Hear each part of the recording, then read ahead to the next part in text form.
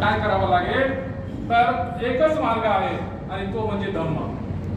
मग हा धम्म सांगत असताना बुद्ध पंचशील सांगतात, बुद्ध आर्य अष्टांगिक मार्ग सांगतात, बुद्ध 10 पारमिताही सांगतात आणि बुद्धांनी सांगितलेलं हे सर्व तत्वज्ञान पुढे चालून महात्मा बसवेश्वरांच्याही विचारामध्ये आलेला आहे, कबीराच्याही विचारामध्ये आलेला आहे.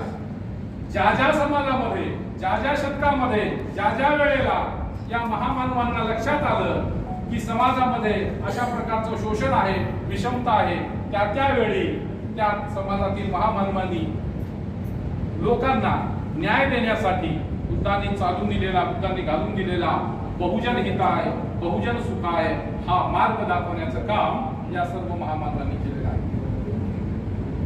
उपस्थित साथियो, आपण सर्वजण महात्मा बसवेश्वराचं तत्वज्ञान जाणतात.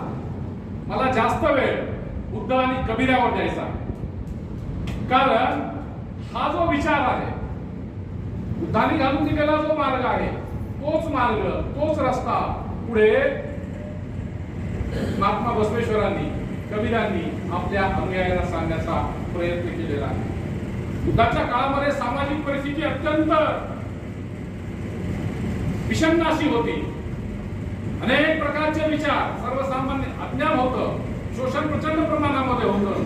आणि मग अशा वेळेला महात्मा बुद्ध सांगतात, दुसरा तिसरा कुणीही बाहेरची शक्ती येऊन तुमचा उद्धार करणार नाही. तुम्हाला तुमचा उद्धार स्वतः करायचा आहे.